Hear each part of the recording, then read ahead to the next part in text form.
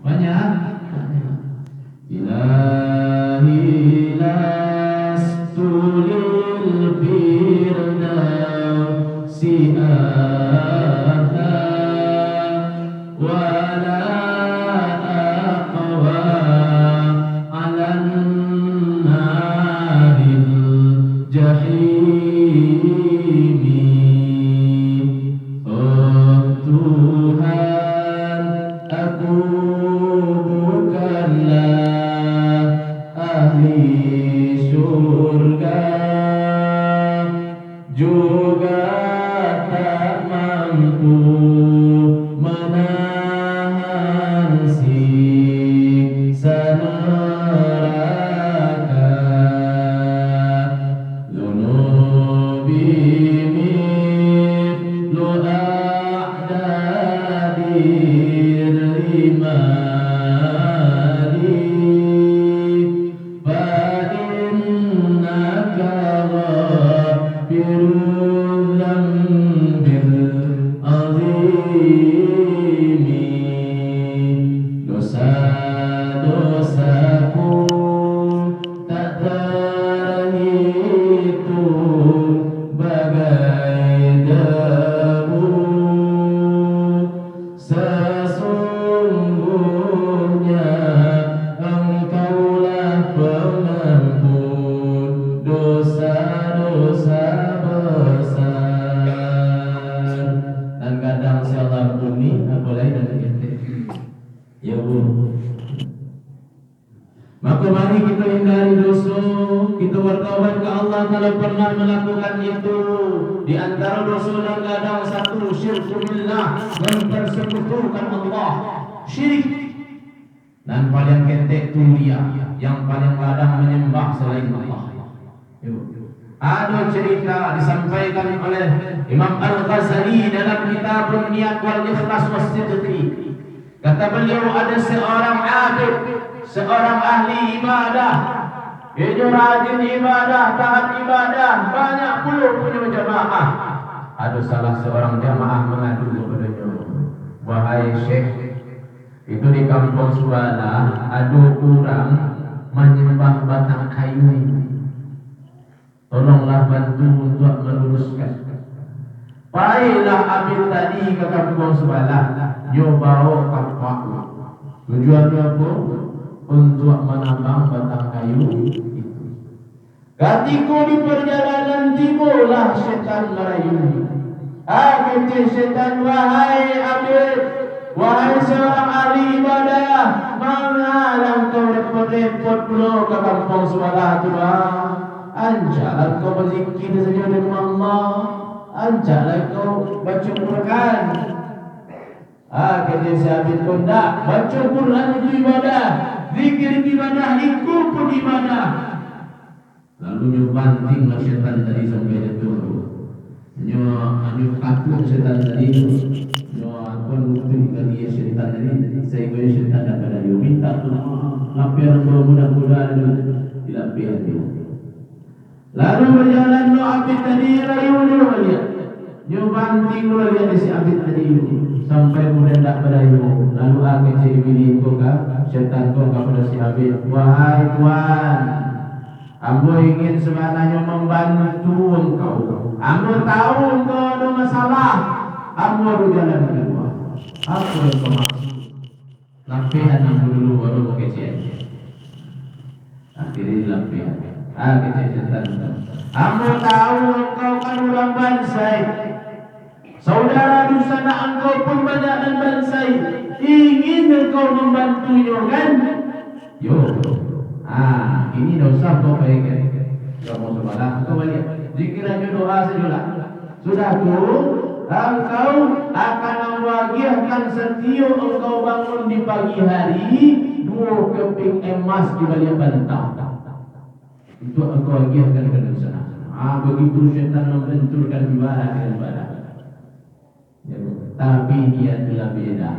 Harapan dari si abid telah beda. Tidak dari Allah, tapi dari kita. Ya, pas lalu bangun pagi celiak di balik bantal. Oh ya, ada 2 keping.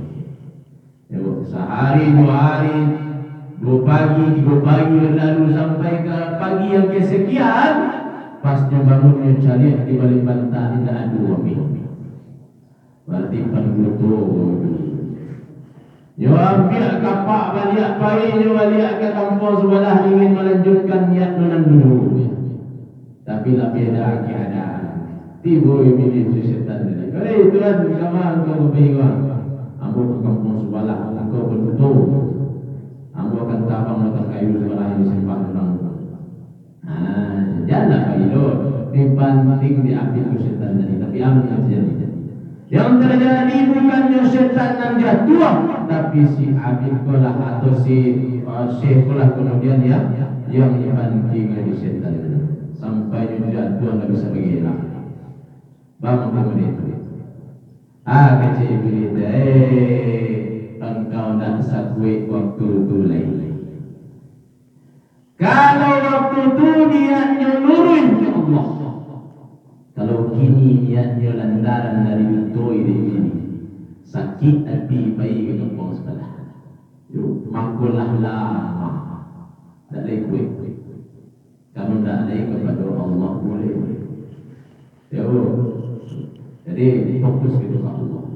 Apapun ibadah yang kita lakukan lillahi ta'ala, karena Allah saja, namun lain. Wa ma umiru illa liya'budullaha mukhlishina lahu-d-din. Tidaklah engkau disuruh oleh Allah itu kecuali untuk beribadah kepada Allah dan berlurus-lurus atau berikhlas-ikhlas dalam beribadah, dalam beragama. Nyuka Allah. Lalu ada lagi dosa yang lain seperti duraku ke orang tua. Kalau ikut perlu minta maaf kalau beliau masih ada.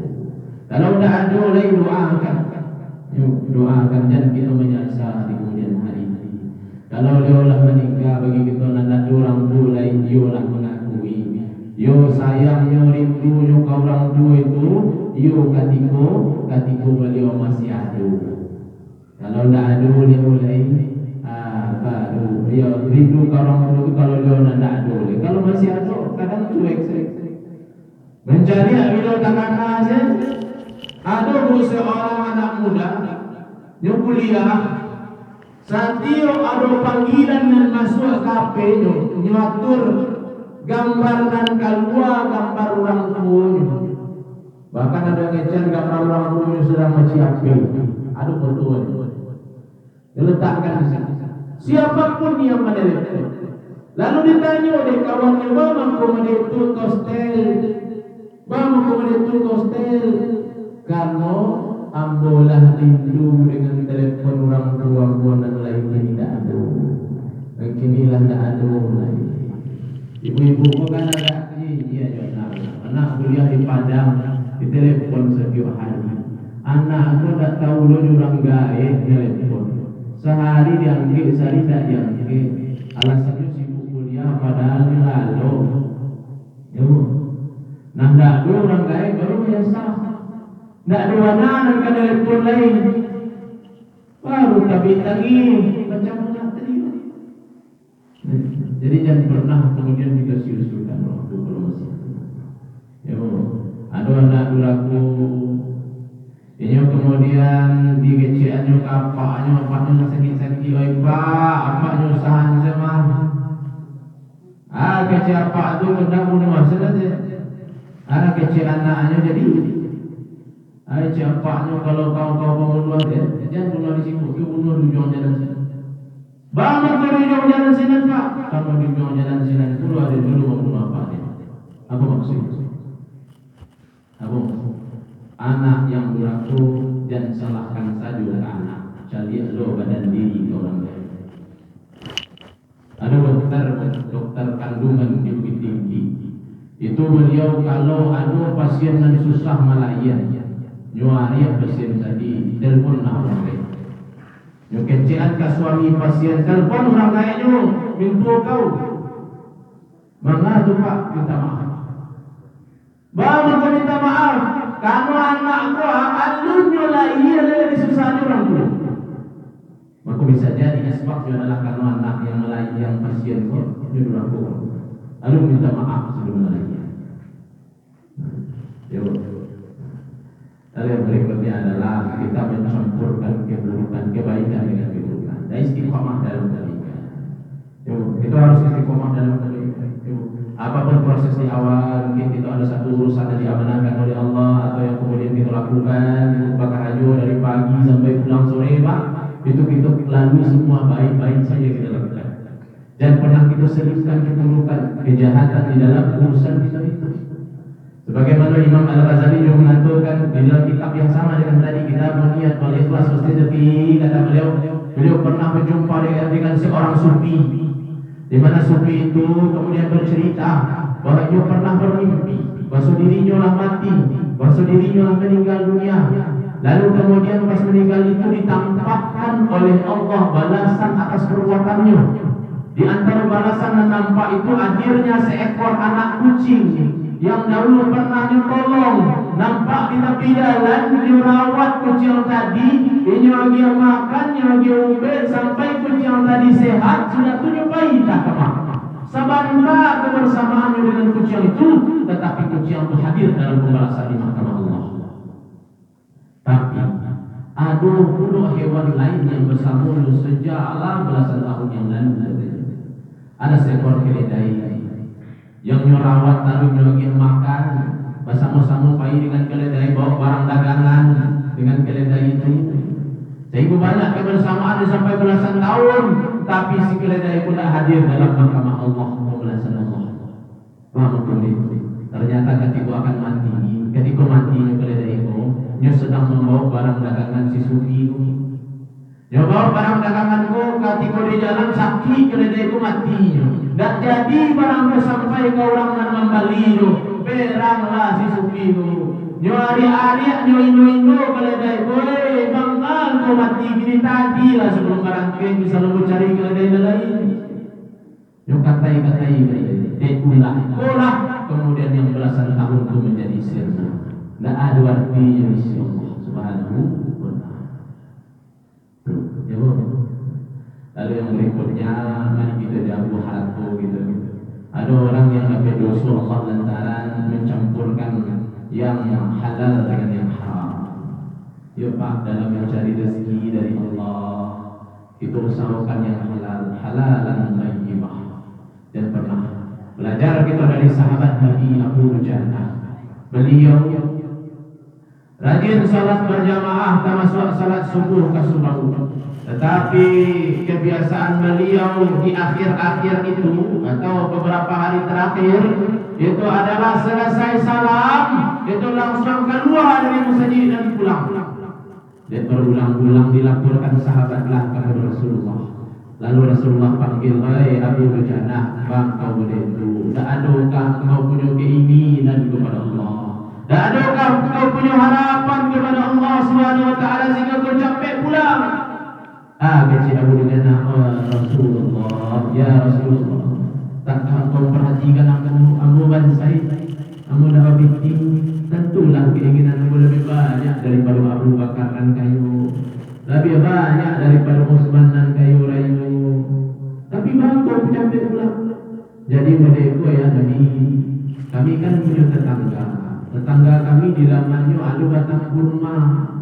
Nah rantiannya atau dahannya ada dan marondok ke tanah kami kini sedang berbuah. Malam kan angin kencang, sehingga kemudian jatuhlah kurma tadi ke tanah kami, halaman kami, dan aku punya anak-anak gede ya Nabi. Kalau aku talambe pulang, anak aku duluan jago, dia makan kurma di tanah kami itu. Maka aku ingin pastikan bahwa ketika anak aku jago, yang kurma itulah aku balian ke orang yang punya. Bahkan pernah anakmu tak makan dia yang harus ambil taruh ke dalam mulut itu. Begitu seorang ayah menjaga bagaimana kemudian anaknya, keluarganya terjaga dari harta yang haram, dari sesuatu yang haram. Insyaallah. Itu kemudian diapresiasi oleh Rasulullah, menangis Rasulullah mendengar cerita itu. Masya Allah. Itu yang perlu kita istiqamahkan. Istiqamah dalam meraih ampunan Allah. Mulai dari kini menjelang Ramadan. Yuk, kita sucikan hati, sucikan diri, menyambut Ramadan yang begitu agung, syukuri. Yuk, yuk. Marhaban ya syahr Ramadan, marhaban ya syahr siyami, marhaban ya syahr Ramadan, marhaban syahr siyami. Kalau nama itu kadang dinang itu. Yo tekanan. Kalau mau tekanan minggu. Dahulu samu buku beliau sahur beliau itu laki-laki Ustaz Syafi'i Maizan itu gini dah dulu. Ramadan batang kami sama cari buku je sahur jadi. Insyaallah sudah ada dulu. Apa yang bayang dulu ketika buku dan sahur dulu. Bapak Ibu yang dimuliakan Allah, dalam berikutnya keistiqomahan dalam ibadah. Istiqamah dalam ibadah, jaga ibadah. Dan kemudian kita lalaikan ibadah salat, ibadah-ibadah yang lain, puasa Islam, Ramadan. Yuk, jangan lupa kita laksanakan sesuai dengan aturan yang diajarkan oleh Rasulullah. Imam Syafi'i mengatakan kita pasang niat. Rukun dari puasa itu ada tiga lah berarti ya. Yang pertama niat, dua menahan diri dari segala hal yang membatalkan puasa, mulai dari terbit fajar sampai terbenam matahari, dan ketiga tertib. Nah, niat itu kata Imam Syafi'i itu adalah di antara matahari tenggelam sampai terbitnya fajar. Jadi kalau hari lama suat, misalnya puasa kita bisa hari Kamis, maka hari Rabu pas maghrib itulah bisa pasang niat untuk puasa. Nah, kalau Imam Syafi'i setiap malam. Tapi boleh juga kita amankan dengan pendapat guru beliau, yakni Imam Malik yang mengatakan bahwa niat puasa itu cukup 1 kali sebulan di awal. Nah, jadi awal kita niat Islam untuk sebulan penuh, yang tiap malam kita sahurkan tarawih niat. Makanya kadang-kadang imam kita, bapak-bapak kita di muka sebelum tarawih itu baca niat dulu. Nawaitu shauma ghadin an ada fardhi syahri Ramadan hadhihi sanatillahi ta'ala. Ya, dibaca itu. Tapi tidak dapat itu Ustaz. Sekarang yang bisa penting lillahi ta'ala. Berniat puasa lillahi ta'ala. Apa bisa puasa karena Allah. Yuk, kalau tidak dapat dan panjang. Ya. Nah, jadi kita tingkat. Lalu meninggalkan segala hal-hal yang membatalkan puasa. Dalam kitab Fathul Qarib disampaikan bahasa ada beberapa hal yang membatalkan puasa. Di antaranya adalah yang pertama, yakni haid. Di samping makan dan minum. Yang pertama haid bagi yang perempuan, dan kedua berhubungan suami istri. Ya bu, nah, itu bahkan hukumannya itu adalah berpuasa 2 bulan berturut-turut kalau terlakukan di siang hari. Lalu yang berikutnya muntah dengan sengaja, murtad atau keluar dari Islam, lalu kemudian gila atau stres. Misalnya tadi stres, maka batal puasa. Atau memasukkan sesuatu ke dalam lubang tempat buang air besar dan buang air kecil. Kalau ada kita sakit, baik berobat ke dokter, kiranya harus dimasukkan obat ke sinan atau pakai kateter, maka di saat itu batal masuk. Ya. Nah, jadi hal-hal itu mesti gitu. Nah, dan termasuk hal-hal lain yang merusak pahala puasa, bahkan membatalkan puasa, seperti berbohong, bergunjing, dan hal-hal lain yang disebabkan oleh lisan kita. Ya bu, dan ibadah yang lain, salat kita pertahankan. Malam Ramadan kita manfaatkan. Dan kita kemudian menyesal di kemudian hari. Ada salah seorang sahabat namanya Thauban, tidak terlalu lama berjumpa dan bergaul dengan Rasulullah SAW dan para sahabat. Jadi beliau ahli salat berjamaah. Salat berjamaah itu mesti di saf yang paling ruku tadi. Sehingga kalau saf yang ruku paling dikenal oleh Rasulullah, wajahnya sering nampak. Jadi kalau saf yang ruku itu sering dilihat oleh imam dan jamaah yang lain. Sehingga sampai suatu salat, ini tidak ada, langsunglah Rasulullah tahu dan bertanya, di mana Uban? Lalu para sahabat mengatakan tak tahu dia. Kiranya di salat berikutnya dia tidak timbul. Ditanya oleh Rasulullah, di mana rumahnya? Kata sahabat tak tahu dulu ya, dicari tahu kiranya jarak dari rumahnya ke masjid itu 3 jam perjalanan. Ibu berapa jam dari rumah balik? Hah? Kalau dan jauh tadi jawab tuh, atau kamu saja terdekat lah dari rumah. Berapa jam? Nah, sampai jam Ustaz 5 menit, 2 menit akan melompat timur saja. Nah, tahukan ke 3 jam di awal waktunya salat. Nah, sampai di rumahnya ditanya kepada istrinya, "Aina Tauban? Di mana Tauban?" Kata istrinya, "Tauban dah meninggal." Ya, sedih para sahabat waktu itu.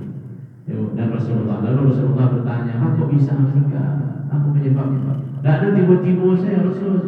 Tapi ada orang kamu tanyakan ke engkau ya Rasulullah. Bahasa Taubanku ketikanya sakaratul maut ini menyampaikan beberapa hal. Hanya sampaikan pertama, bago ndak lebih jauh. Dan kedua, bamang kondak dan baru. Dan ketiga, bamang kondak sadwalahnya. Aku kasih. Senyum Rasulullah lalu dikatakan, ketika sakaratul maut itu sudah Allah tampakkan balasan untuknya. Pertama, bago ndak tambah jauh. Karena kiranya perjalanannya 3 jam dari rumah kamu saja itu ditampakkan oleh Allah balasannya. Saya punya mengatur mampu rumahmu tidak lebih jauh daripada itu. Bama kodak dan baru. Jadi di perjalanan kamu saja pernah satu musim dingin dia pakai baju balap bilang ini. Baju nan baru bagian dalam, baju nan usang di luar. Sampai di jarak bersokok dengan seorang yang kedinginan. Lalu dibuka salah satu bajunya yang bagian luar, tentu baju nan lama. Lalu diakiatkan kepada orang kedinginan tadi. Dinampakkan Allah balasan menyasar bama kodak dan baru dan bagian. Lalu bangkot nak sarwalahnya kiranya seorang dermawan suka membantu pembangunan masjid gitu. Pembangunan masjid gitu kok untuk operasional saja gitu kok.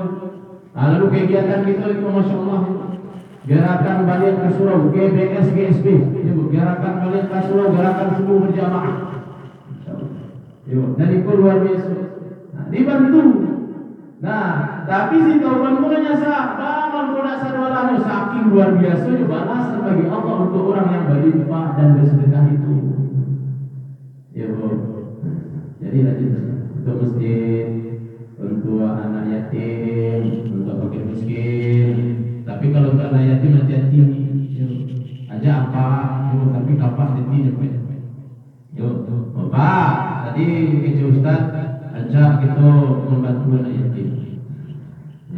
Dia ada seorang anak muda di Makkah itu meninggal di muka Ka'bah sedang dalam keadaan berihram, sedang tawaf, meninggalnya senyum. Ditanya hanya lakukan kiranya memuliakan anak yatim. Dia gajinya sebagian untuk anak yatim. Nah ibu sampai lukan Pak, jadi bagilah gaji apa setiap penghasilan Pak jual padi, bagian ke anak yatim sebagian. Jadi cepat. Berapa bulan kemudian datanglah ibu-ibu bawa anak. Kecil ibu itu, oh Bu, kiranya Pak meninggal Bu. Beberapa tahun kemudian Pak meninggal, datang si ibu. Oh Bu, kami sekeluarga ucapkan sedih dengan apa nyopai. Mudah-mudahan apa dapat sembuh nanti. Dapat Allah tambah di akhir jannah. Dan kedua kami ucapkan terima kasih. Maka terima kasih. Iya dia apa lah elok ke kami. Angapa? Ya Pak lama menyekolahkan anakmu ke buah. Nah dua Pak cerita kamu dulu. Ya Pak, nah Bu, tak tahu Bu dah, mudah tak percaya Ibu ke bukti. Buktinya Bu, aku buku nikah kamu ya Pak. Jadi lakukan cabang apa aja. Ya Bu. Jadi Bu, seperti itu kita tingkatkan istiqamah. Lalu yang terakhir adalah istiqamah dalam kesabaran. Istiqamah dalam kesabaran, aku bisa katakan insya Allah kunci kebahagiaan dunia dan akhirat itu adalah sabar. Sabar itu banyak macam dulu. Sabar dalam mendapatkan ujian Allah, sabar dalam mendapatkan kesenangan dari Allah, memakai sesuatu kenikmatan itu di jalan yang diridhai Allah. Lalu sabar dalam ketaatan, sabar dalam meninggalkan larangan Allah. Seluruhnya sabar. Seluruhnya sabar. Makanya dikatakan oleh Rasulullah, "Talatun muhlakatun." tiga hal yang akan membuat kita binasa, yang akan membuat kita hancur, yang akan melencengkan jalan kita ke jalan yang batil. Mana tiga itu? Yang pertama adalah hawa muttaba'un, hawa nafsu yang diperturutkan. Nah, itu besok Ramadan melatih kita untuk sabar menahan hawa nafsu. Dan kedua adalah wasyahun muta'un, kikir pelit yang ditaati. Itu tanda sabar itu dengan harta. Ada nikmat Allah ya, baru dapat lebih berbanyak, tiba orang minta sedekah ke rumah. Assalamualaikum. Itu kan salamnya orang minta sedekah. Ya bu, panjang pun. Ya bu, kalau gitu maaf lagi ya, padahal dia tidak sabar. Sabar. Dalam dapat kenikmatan Allah tetap sabar.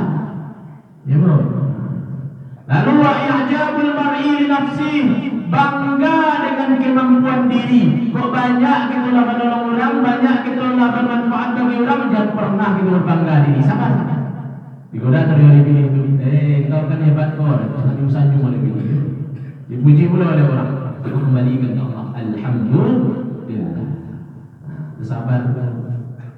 Lalu orang bertakwa itu dalam Quran yang dapatkan surga yang luasnya seluas langit dan bumi itu, alladzina yunfiquna fis-sarra'i wad-dharra, orang yang berinfak dalam keadaan lapang ataupun dalam keadaan sempit. Sabar.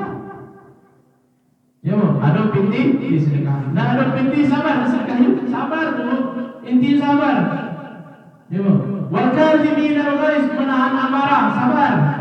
Wal 'afina 'anil nas, memaafkan kesalahan orang lain, sabar itu. Allah yuhibbul muhsinin, Allah mencintai orang berbuat kebaikan. Jadi atas ujian. Dan kita nak uji Allah. Semakin tinggi batang kayu, semakin tinggi pula angin yang membayangnya. Betul apa? Ada kalau contoh batang kayu yang tinggi, batang karampian. Kecil biar sekawar di rumah menengah. Kecil kita pada luar aja karampian. Karampian tu ujiannya badang balik. Mungkin kalau dia tinggi, dia ujian karampian. Kalau ibu pada lu ujian karampian kemampian dari batangnya baca karampian. Manjat bagi yang bisa manjat. Kalau tak bisa, minta tolong ke makhluk Allah dan lain. Ibu, sudah diambil karampian tadi, baca membawa ke bawah. Dibawa elok-elok atau diampuan ke bawah. Diampuan ke bawah, kiranya dinanti di tanah dan kali yang menangkang di bawah. Begitu sabar karampian. Atau dinanti di sawah itu, masuk tabanam ke dalam lunau, lalu tabanam ke dalam lunau diambil di orang di ujung ladiang, lalu dibawa keluar. Lalu buka atau kubak sabunya, lalu lakak di semua ladiang tabala dulu karampian tadi. Sabar. Sudah itu ada bu, nyanyian kata mesin pangmo juga sirup. Sudah itu dapat karampian siap pangmo siram dia yang ni. Sudah siram yang ni rame. Ada pesantannya, nyu masukkan ke dalam kuali nyanyian kata kompor. Juian Nabi di bawah, manggalagak lah santan. Itu sabarnya karampian. Lama galagak masuk bumbu-bumbu dan lain, lalu terakhir masukkan ayam. Maka kalau mula masak, jadilah gulai ayam dan karampian juga tersebut. Baik itu sabarnya. Ya bu, jadi sabar, istiqamah dalam kesabaran. InsyaAllah kita dapat takwa. Jadi itulah tiga hal yang perlu kita istiqamahkan untuk mempertahankan takwa. Ya bu ya, untuk meraih dan mempertahankan takwa. Satu, istiqamah dalam taubat atau meraih ampunan Allah. Yang kedua, istiqamah dalam ibadah. Dan yang ketiga, istiqamah dalam kesabaran. Mudah-mudahan ibu sudah menjadi persiapan yang mantap untuk menyambut Ramadan yang luar biasa nanti. Sayyidus syuhur, penghulu dari bulan-bulan dan adu di bulan Hijriah atau tahun Hijriah.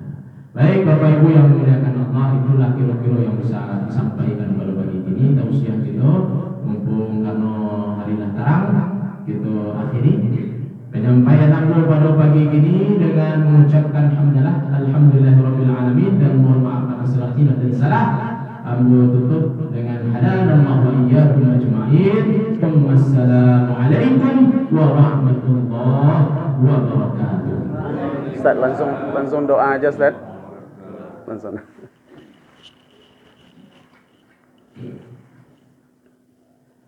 Baik, Bapak Ibu yang dimuliakan Allah Subhanahu wa taala, mari kita bermunajat kepada Allah sejenak dengan berdoa tentang bulan suci Ramadan. Kita bacakan Fatihah dan 30 cukup dalam kita berdoa. Ila hadratin Nabi Mustafa Muhammad sallallahu alaihi wasallam wa ila hadhihi niyyah al-Fatihah. أعوذ بالله من الشيطان الرجيم بسم الله الرحمن الرحيم الحمد لله رب العالمين الرحمن الرحيم مالك يوم الدين إياك نعبد وإياك نستعين اهدنا الصراط المستقيم صراط الذين أنعمت عليهم غير المغضوب عليهم ولا الضالين.